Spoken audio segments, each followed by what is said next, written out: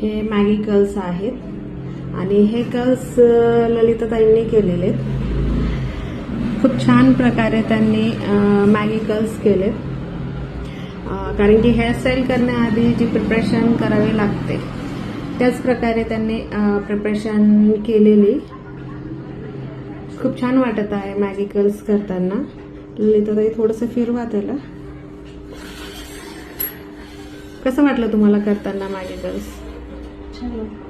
छान वाटले ना? आणि किती वेळ लागला तुम्हाला मॅगी कर्ल्स करायला? अर्धा तास. ओके. कारण की खूप छोटे छोटे सेक्शन करून सेक्शन घेऊन मॅगी कर्ल्स करावे लागतात आणि त्यासाठी त्यांनी खूप याआधी प्रॅक्टिस केली.